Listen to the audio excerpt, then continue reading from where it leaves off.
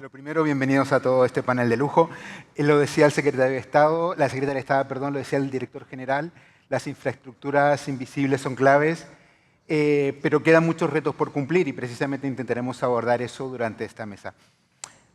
Para ello, Digitales publicó hace un poco menos de un mes el informe El futuro de la conectividad, impulsando la transformación digital del futuro, en la que ya se abordaban algunas de las temáticas y se recogían 27 casos de usos reales respecto de hacia dónde va el futuro de la conectividad. Así que yo desde aquí os invito a que lo veáis, le echéis un vistazo, porque es muy interesante.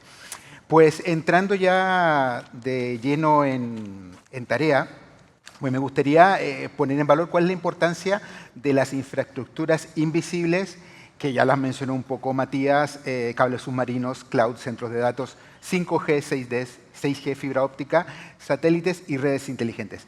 Me gustaría empezar con Daniel Noguera, consejero delegado de American Tower. Daniel, cuéntanos desde vuestra perspectiva, ¿cuál creéis que es la importancia de estas infraestructuras invisibles? Bueno, seré muy rápido en agradecimientos. Pero... Nos ha dejado a todos asustados, ¿eh? Pero bueno. Sí. No, seré rápido, agradeciendo a Digitales la invitación, un año más viendo amigos, pero antes de empezar quiero hacer dos reflexiones y agradecerle a Matías, por supuesto, la ayuda que año tras año va haciendo sobre el sector y que poco a poco nos va fortaleciendo dentro de la situación compleja en la que estamos. La primera reflexión es más personal y es la primera vez que vengo a un evento de estos en el que ya la hija de un compañero es ingeniero, está trabajando y brillantemente trabajando junto con un catedrático de la Escuela de Telecomunicaciones, lo que me hace más viejo todavía. Esa es una reflexión más personal, pero bueno, es así. La segunda reflexión es cuando me invitaron y comentaron el tema del que se iba a hablar, pues reconozco que me indigné un poco, porque digo, invisibles.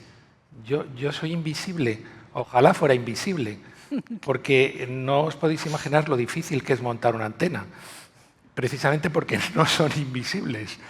Pero bueno, leyendo un poquitín más y utilizando la segunda neurona, entendí la importancia del tema y el enfoque en lo que respecta a infraestructuras visibles.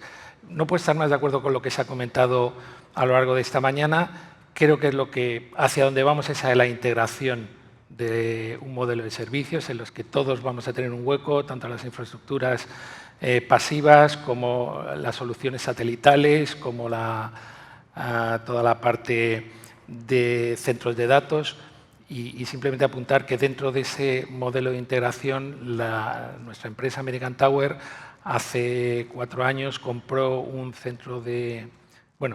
una gran empresa de centro de datos en Estados Unidos, CoreSite, y entendemos perfectamente que el mundo va hacia esa desintegración y luego, si me das un poco de cancha, comento un poco al respecto. No te preocupes, tendremos tiempo de sobra, Daniel. Continuamos contigo, Ana María, consejera delegada de ISDESAT. En el caso de vosotros, el tema de los satélites quizás está un poco más de moda en las últimas semanas. Wow, yo creo que es el trending topic, ¿no? La última IPO de SpaceX creo que llamó la atención de posiblemente todos los que estamos hoy aquí y lo que ha supuesto la disrupción tecnológica en el espacio en los últimos años. Pero sí quería también agradecer, porque es mi primer año aquí en Digitales, agradezco enormemente la consideración del espacio y de los satélites como una clave, una infraestructura especial para la prestación de servicios de telecomunicaciones y encantada de compartir mesa. Bienvenido. Y además quiero agradecer las palabras de nuestro secretario general, Matías. Ha sido magnífica cómo has descrito la importancia que está tomando el espacio, los satélites de comunicaciones, con esta disrupción tecnológica con las órbitas bajas y lo relevante y crítico que es el momento en el ámbito europeo para la regulación y la asignación de ese espectro del Direct to Device. Otro de los triggers que nos va a cambiar el concepto de conectividad mundial y por tanto también en España. Y ahí España está haciendo una labor bárbara. Os animo a que sigáis defendiendo la posesión, el tener derechos orbitales para desplegar esos servicios con cierta autonomía y no dependencia de terceros. Y bueno, el espacio está presente en la vida de todos y cada uno de nosotros, en las comunicaciones, por supuesto, pero en la televisión, ¿verdad? Todas las señales de televisión que se reciben por canales terrestres están alimentados gracias a las magníficas infraestructuras de celnes de reemisores con satélite, ¿no? Tenemos también sistemas de backup y ahí está Hispasat prestando esos servicios. Yo hablo de unas telecomunicaciones por satélite un poquito diferentes, si me permitís, porque me voy a 2 minutos para presentar Hisdesat. A lo mejor la primera vez que lo oís en un foro como este o nunca habéis sabido lo que es Hisdesat. Pues Hisdesat es un patrimonio nacional, hablándolo pronto, porque hace 25 años España fue valiente y decidió lanzar sus propias infraestructuras soberanas de comunicaciones por satélite para la defensa y la seguridad. Somos de los pocos países en Europa que contamos con esas infraestructuras plenamente desplegadas, que prestan servicio en 2/3 partes del globo terrestre y es la columna vertebral de las comunicaciones de nuestras Fuerzas Armadas. Pero no solo de nuestras Fuerzas Armadas, también de países aliados y, por supuesto, de OTAN y la Unión Europea. Entonces, el satélite siempre ha estado en las comunicaciones de la defensa y la seguridad, ha sido piedra angular, ha estado totalmente compatibilizado e integrado con las soluciones terrestres. La relación terrestre-satélite en el mundo de la defensa es de base, el diseño forma parte, está integrado en el diseño y esto a futuro se verá cada vez más. Y lo dejo por aquí porque si no, el tiempo me han asustado con las llamadas de atención. Tendremos tiempo de hablar de todo, no te preocupes, Ana María. Esther Gasser, consejera delegada de IslaLink. Vi que esbozaste una sonrisa cuando Matías mencionó la palabra mágica de los cables submarinos, ¿no? Evidentemente no son invisibles, pero no los vemos, porque están bajo el agua. Entonces, cuéntanos la importancia de esta infraestructura invisible que es los cables submarinos. Bueno, buenos días a todos y gracias a Digitales por la invitación. Miguel Pérez, es un honor. Para mí es el 9º año, o sea que voy cumpliendo cada año con las convocatorias. Efectivamente, los cables submarinos han sido siempre invisibles y lo seguirán siendo porque están debajo del agua, ¿no? Pero es verdad que hemos pasado de ser invisibles a ser una infraestructura que facilita el ecosistema del que hablaba antes Matías, ¿no? Ya no somos realmente un elemento que transporta datos, sino algo crítico. Este año, por dar algún dato, los hiperescalares van a invertir en IA unos 700.000 millones de euros y solamente un 1% de esa inversión es la parte que conlleva la comunicación internacional. Ese 1% pues puede parecer poco, pero es lo que habilita el resto. Realmente toda la comunicación internacional, prácticamente el 90 y muchos %, es por cables submarinos, ¿no? Entonces, si me permitís, por acabar y ligando con el lema de lo que es todo el evento Digitales, si hablamos de corazón y latido, para mí los cables submarinos son el sistema circulatorio que hace que todo nuestro sistema funcione. Muchísimas gracias, Esther. Patrick Fargues, consejero delegado de TOTME España, bienvenido. Al igual que lo comentaba Daniel, vosotros sois parte de esas tecnologías de primera generación, pero que sin embargo siguen ahí con igual de importancia, ¿no? Me refiero a las redes móviles. Así es, muchas gracias por la invitación y un placer estar aquí delante de este foro de expertos que comparte, por supuesto, todos los retos. Creo que con las intervenciones de María González, de Matías, de Borja Ochoa, creo que todos hemos prestado la importancia de la economía digital y comparto todas las opiniones que se han dado esta mañana, salvo quizás el hecho que España, ganador de la Copa del Mundo, todavía no estoy del todo convencido. Veremos qué pasa en los próximos días, pero bueno, poco a poco. Queda un mes todavía. ¿Sí? Queda un mes y muchos partidos. No, más seriamente, creo que un punto importante, y quiero resaltar lo que decía Dani, a veces nos gustaría ser más invisible y creo que reconocemos todos, creo, la importancia del desarrollo la red móvil, en particular del 5G, como ha comentado Borja Ochoa, además del 5G standalone, que va a necesitar cada vez más infraestructuras, en particular en zonas urbanas. Y aquí creo que tenemos un reto bastante importante todavía delante de nosotros para estar realmente totalmente invisible y tener un poder real. Sabemos que la economía digital se apoya, nosotros aquí lo sabemos, que la economía digital se apoya sobre estas infraestructuras, entre comillas, visibles. El problema es que no todo el mundo en España lo sabe. Creo que aquí tenemos todavía un esfuerzo bastante importante a hacer de información y lo estamos haciendo con digitales, con el apoyo del gobierno, pero que creo que tenemos una cierta lentitud al nivel local que nos debilita un poco. Pero bueno, claramente una importancia muy importante de las torres en este sector, en el desarrollo de la economía digital, con todo el mundo resaltando la importancia de las cifras de la economía digital en el Producto Nacional Bruto español y europeo. Muchísimas gracias, Patrick. Continuamos con la conectividad y me gustaría preguntaros cómo estas infraestructuras están rediseñando la conectividad. Y para ello me gustaría comenzar con Daniel Noguera, de American Tower. Daniel, ¿cómo crees que estas infraestructuras rediseñan la conectividad? ¿La infraestructura? ¿Cómo rediseñan la conectividad, esta conectividad? Bueno, en el aspecto satelital es obvio. O sea, antes las soluciones satelitales eran algo residual.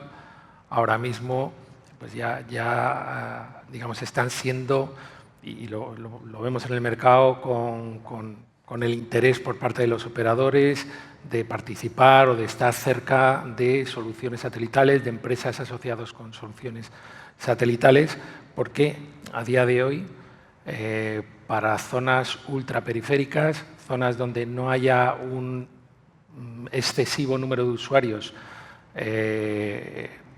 dan un servicio de calidad, pero es verdad que para el día a día, para el usuario habitual de las ciudades, las soluciones macros, micros siguen siendo las más importantes. Es cierto que en este mundo cada vez hay más integración entre una solución y otra. Antes Borja hablaba de la parte de edge computing. Edge computing todavía tampoco el modelo de negocio está perfectamente definido, pero sí ya empieza a haber un movimiento de las redes móviles hacia la parte de minicentros de datos, lo que es básicamente el edge computing, para dar soluciones de latencias muy bajas y inmediatez. Como te comentaba antes, nosotros como empresa estamos muy cerca del modelo de los data centers. Puntualizar que también, de acuerdo con algo que comentaba Borja antes, es necesario generar escala. Hace unas semanas estuve visitando precisamente la sede donde tenemos CoreSite. Y esto es muy americano, que tiene la montaña rusa más grande del mundo, el lago artificial más profundo del mundo, pero me sorprendió mucho que en una avenida donde estaba la sede de CoreSite había una serie de edificios de data centers, todos igualitos, uno al lado de otro, y pues más o menos habría 1,5 kilómetros, 2 kilómetros en esa avenida con todos los centros de datos. Y una de las cuestiones que nos comentaron fue que el consumo eléctrico de esa zona de data centers es superior a Bélgica. Digo, para que entendamos un poco las dimensiones, cuando hablamos de economías de escala, cuando hablamos de productividad, cuando hablamos de viabilidad de negocio, a mí la verdad es que me sorprendió. Fui un poco el paleto que va allí de, pero bueno, que esto consume lo mismo que Bélgica. No sé cuál es el consumo de Bélgica, pero debe ser mucho, y el de los data centers debe ser impresionante. Con lo cual, creo que, y en línea con algo que comentaba antes Borja, creo que la escala es necesaria, la regulación para que esa escala exista es necesaria, y yo no sé si en vuestras áreas ocurre lo mismo, pero en nuestro caso es importante. Y en cuanto a lo que son los despliegues nuestros, hombre, pues un indicador. Necesitamos ayuda tanto de la sociedad y creo que nosotros aquí como representantes del mundo digital y de telecomunicaciones creo que tenemos que tratar de ser embajadores de la complejidad de los despliegues y de la importancia de que haya ayuda para esos despliegues. Ahora mismo estábamos comentando la importancia de los despliegues 5G, 5G+, la banda de 3,5, la banda de 700. Pues es difícil. En ciudades de alta densidad es muy difícil desplegar. Y ya no digo desplegar, digo adecuar los emplazamientos para hacerlos viables en 5G. Un 20-30% de los emplazamientos tiene una complejidad excesiva, por razones, digamos, de licencias, por la difícil gestión con las propiedades y porque no hay digamos, una empatía, como hablamos al principio, social de la importancia que es disponer de unas infraestructuras que hagan viable lo que todos queremos, que es el disfrute de lo que está por encima, plataformas, servicios y demás. Entonces, bueno, pues un poco vuelvo a pedir este año, pero creo que hacia donde vamos se hace más crítico todavía la ayuda y la solidaridad entre todos para poder hacer de esas infraestructuras algo realmente útil para la sociedad. Muchísimas gracias, Daniel. Pues entramos de lleno en la soberanía digital y la importancia para conseguir que Europa logre esta verdadera soberanía. Y para ello contamos con un invitado de lujo, Peter Stackman, Head of Unit de Electronic Communications Policy, Implementation and Enforcement de la Comisión Europea. ¿Qué tal, Peter? ¿Cómo estás? Bienvenido. How are you doing, Peter? Very good. I'm very happy to be with you. Okay. I'm in the United States. I had to travel, so that's why I can't come to Madrid. But we're also talking technology policy here from global perspective, so it will be a nice inspiration. Muchísimas gracias. Desde la Comisión Europea estáis trabajando, entre otras cosas, en el paquete de soberanía tecnológica de la Unión. ¿Cuáles son los elementos claves de esta estrategia para reforzar la competitividad europea digital? Digital sovereignty in Europe. Yes, many thanks. Happy to give a short overview of the tech sovereignty package. So I think competitiveness is indeed a good starting point. For our competitiveness, we need digital technologies, and sovereignty in that context means to have access to these technologies across the supply chain and not being dependent or relying too much on non-EU suppliers. And today we have actually 80% reliance on non-EU suppliers. So that's of course an issue. So how do we address this? So we look at the value chain and build our own capacities and developing a strong position in partnership with our trading partners.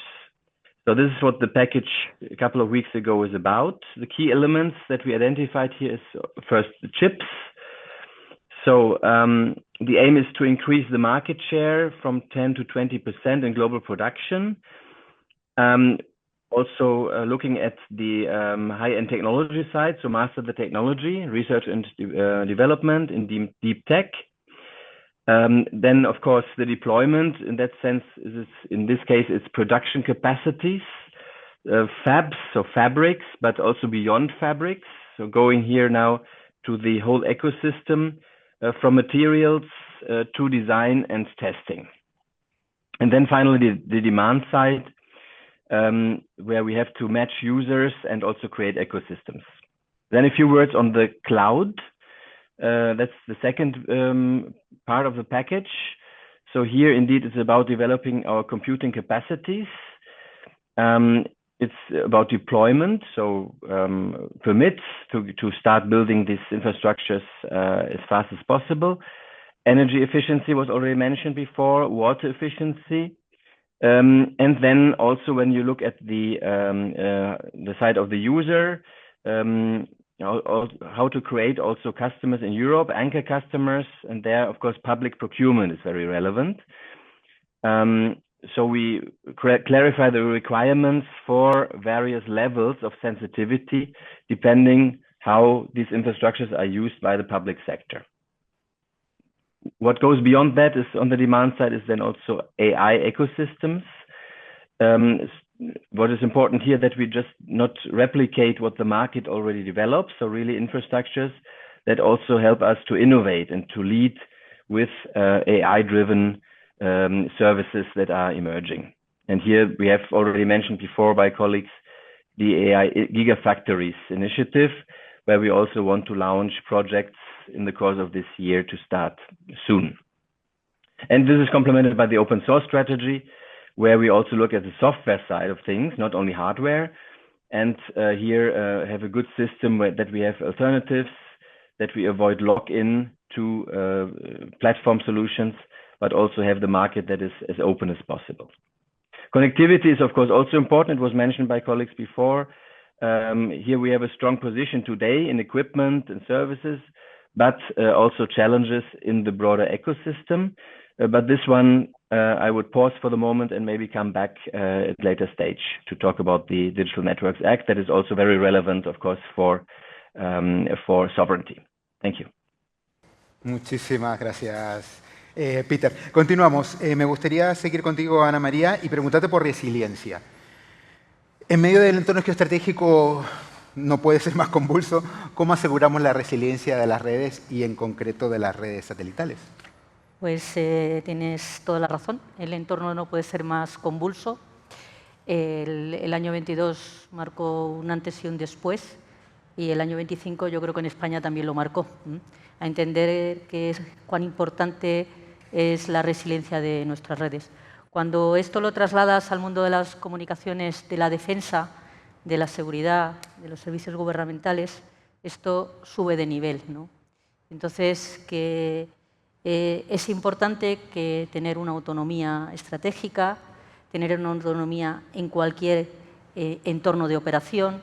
Como os podéis imaginar, un diseño de un sistema de comunicaciones que tiene que operar en el campo de batalla, que es donde operan, pues se diseñan para poder operar y ser útiles en esos escenarios. Quiere decir que la resiliencia va de base como uno de los principales criterios de diseño. Pero como ha evolucionado tanto la tecnología y llevamos toda la mañana viendo la transformación, la disrupción del sector, en el ámbito espacial esto también ha impactado y está impactando.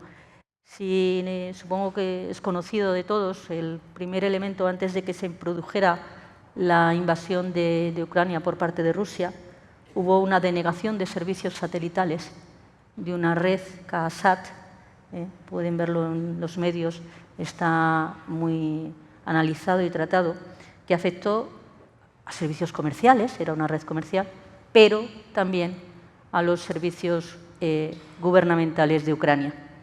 Y eso hizo que Europa tomara una delantera, se pusiera a la vanguardia a decir Europa no puede ser dependiente y tiene que tener autonomía, tiene que tener soberanía digital, soberanía tecnológica. Y lanzó en tiempo récord una regulación. Para Europa es difícil pensar qué tiempo récord una regulación, pero así lo hizo. Y en menos de un año estaba la regulación del programa IRIS² aprobado por Parlamento y Consejo. Y inmediatamente después, cuestión de una semana, estaba adjudicado el contrato para el desarrollo de esa red que hoy ya el consorcio adjudicatario, mediante una colaboración público-privada, elemento fundamental para la resiliencia, ni la parte pública ni la parte privada por su cuenta pueden hacer y garantizar redes resilientes. Es necesario e imprescindible esa colaboración. Esa red ya se está desarrollando y a nosotros, desde España, también tenemos ya un rol. Uno de los miembros principales de ese consorcio es Hispasat. Hispasat también forma parte como core team member. Esa red tiene un gran potencial y está siendo identificada, lo anunció el presidente del Gobierno, el pasado mes de mayo va a ser la red que utilice nuestras Fuerzas Armadas también para la resiliencia futuro, porque ya no solo podemos desarrollar sistemas, satélites nacionales, debemos saber actuar en cooperación, en coordinación en Europa. Y eso es un salto que a nivel de soberanía y resiliencia, y más en el ámbito de la defensa, hay mucho que trabajar y que abordar. En el ámbito no ya tanto de la tecnología, porque la tecnología en España tenemos muy buena tecnología, en Europa también, no del 100% de la cadena de valor, y para eso todas las iniciativas que se están poniendo en marcha desde la Unión Europea, pero en el ámbito de la gobernanza, de dónde está la soberanía nacional versus la soberanía europea, hay un gran camino de trabajo, pero con la necesidad acuciante que la estamos viendo en el este de Europa, seguro que se pondrán los medios. Muchísimas gracias, Ana María. Pues Esther, lo mismo quería preguntarte, ¿cómo aseguramos la resiliencia de las redes? La verdad que las redes ahora mismo han pasado de ser simplemente conectar un punto a otro, transmitir datos, sino que se está mirando y hablando de resiliencia. Y en el caso de los cables submarinos, la resiliencia empieza por el diseño. Parte de los problemas que ha habido de ataques, especialmente en el norte, han venido porque las redes no se han diseñado enterradas, sino que estaban simplemente a la superficie, además con unas profundidades del mar, pues en ese caso en el Báltico, muy poco profundas. Lo que hay que hacer es diseñar redes que sean enterradas y protegidas, y con eso bueno, pues, tendremos garantías. Para garantizar la resiliencia es fundamental la diversidad de rutas. Lo comentaba Matías, la Unión Europea está fomentando la diversidad de rutas. La geopolítica, desafortunadamente, nos ha marcado una problemática, ¿no? En Rusia no puede, es una ruta que ahora mismo no se puede, o es problemática. La ruta por el Mar Rojo también ha habido ataques, pues lo que se está buscando es diversidad de rutas y multiplicar las rutas, ¿no? Y por último, pues la seguridad y en esto yo creo que la Unión Europea nos está ayudando también a proteger las redes, no solo físicamente, sino también desde un punto de vista de ciberseguridad, ¿no? Muchísimas gracias, Esther. Patrick, en el caso de las redes móviles, pues es evidente y precisamente ahora se está discutiendo, el gobierno ha lanzado un proyecto también para asegurar la resiliencia de las redes móviles. En el caso vuestro, ¿cómo abordáis el tema? ¿Cuáles son vuestros consejos para mejorar la resiliencia del sector? Un asunto muy importante, por supuesto, porque las redes móviles, otra vez, es importante para la economía. Nosotros somos un poco el zócalo de la red móvil y nosotros en Totem estamos mirando esto desde el principio, no es únicamente una reacción reactiva, sino también algo preventivo que estamos haciendo, intentando diseñar los emplazamientos de manera adecuada. Para eso tenemos el apoyo de nuestro grupo Orange, que tiene una alianza con AXA, que es un asegurador importante. Tenemos un software que nos permite revisar todas las torres que tenemos en España y intentar ver lo que tenemos que hacer para adecuarlas en función de los riesgos climáticos. Porque los riesgos climáticos son muy importantes, por supuesto, para nuestro barco. Subida de agua, incendios, tenemos muchos ahora por el cambio climático. Y hemos cifrado lo que necesitamos hacer, la inversión que necesitamos hacer para poner a nivel nuestra infraestructura y asegurar que sea totalmente impermeable a los riesgos climáticos.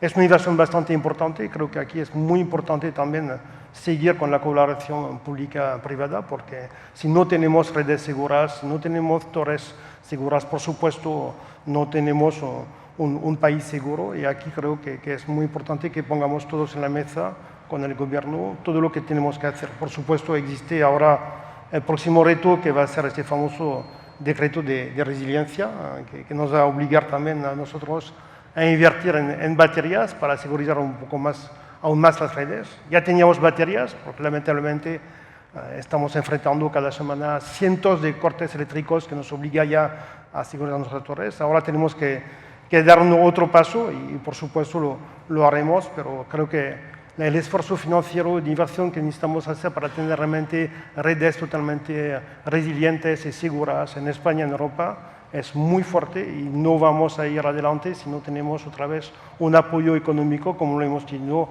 en los años pasados con los fondos Next Generation, por ejemplo.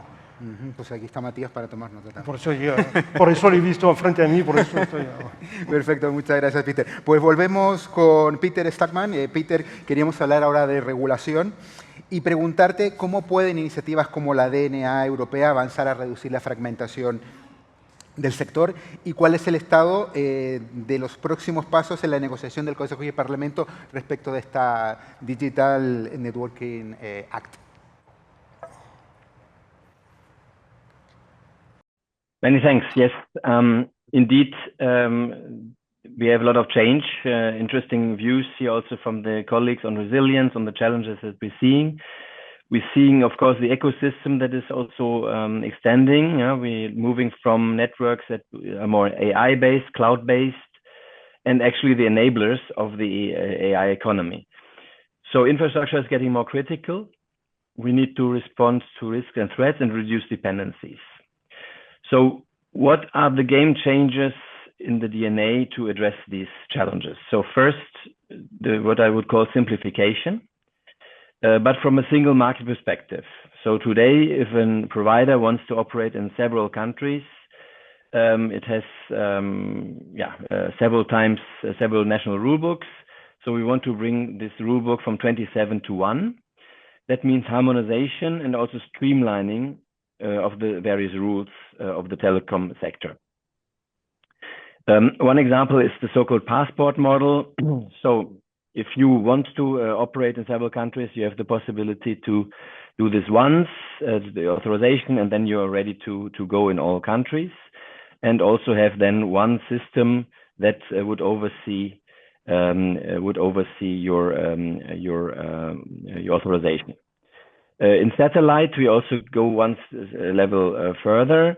Here we authorize at European level and also select the spectrum at European level.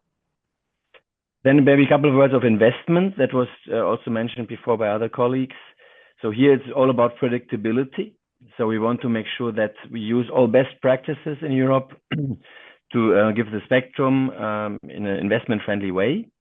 For example, longer license durations with checkpoints for the regulators. And then also for the transition to fiber, where Spain is, of course, already very, very advanced. But in other countries, it's not so much the case. So here we need to make sure that we have a roadmap towards fiber and have a clear investment signal on that side as well. Maybe a few words on innovation. It's all about innovative services.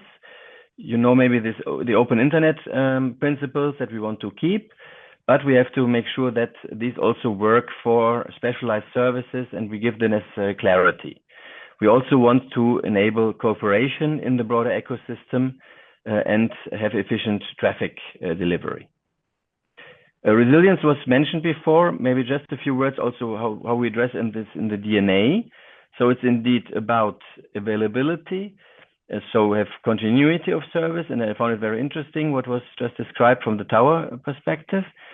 But we also have to think about the capabilities, how to respond to a crisis, and even beyond the telecom sector. So this is also interesting when you look at the drones strategy that we launched some months ago, where we also can use the network to respond to all kinds of crises and be prepared.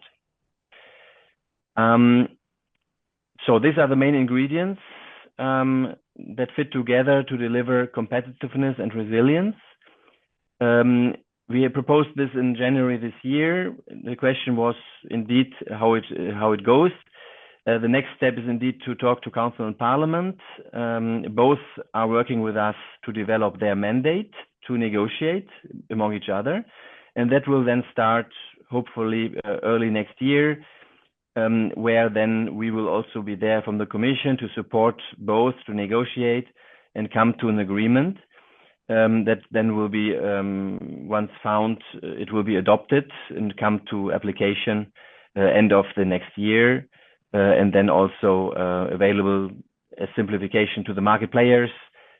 It's a regulation, so in that sense, it doesn't have to be transposed in national law, which then would also bring another delay. But in this case, it's directly applicable.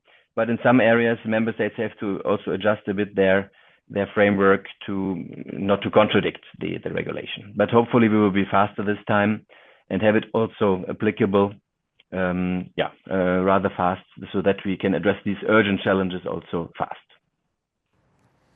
Muchísimas gracias, Peter Sackmann, por esta interesante perspectiva respecto de cómo va la regulación y por dónde va Europa, que desde luego estaremos muy atentos respecto de esa evolución. Y bueno, aquí todos los consejeros delegados de las infraestructuras lo estarán aún más. Vamos a terminar, ya vemos que tenemos el reloj en absoluto rojo, pero intentemos terminar con un par de frases de cada uno de vosotros para decirme o decir a la audiencia cuál creéis que debe ser el futuro de las redes o cuál creéis que es vuestro resumen respecto del futuro de las redes en el mundo actual y en el mundo global.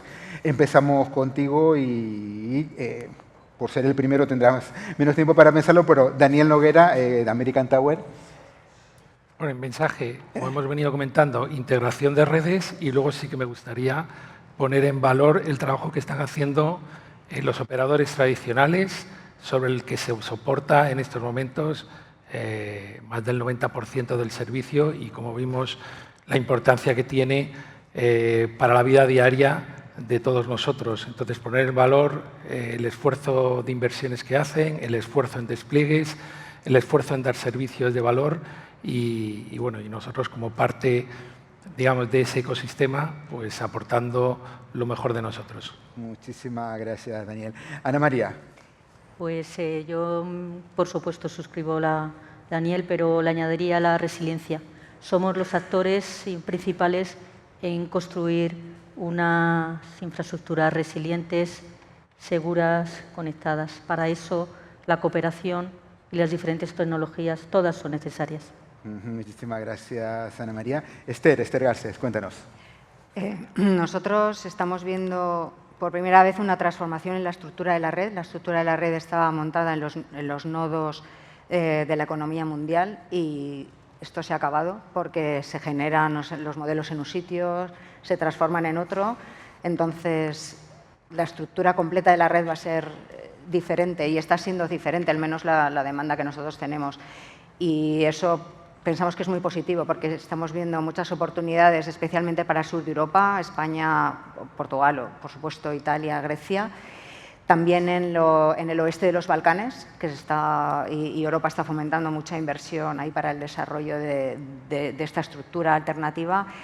Y en el caso de Turquía también para desarrollar un nuevo corredor de tráfico desde Asia, ¿no? Y con estas oportunidades yo creo que os estoy dando la pincelada de cuál es nuestra estrategia, ¿no?, como compañía de Slavic. Muchísimas gracias, Esther. Y terminamos contigo, Patrick. Cuéntanos desde Totem España.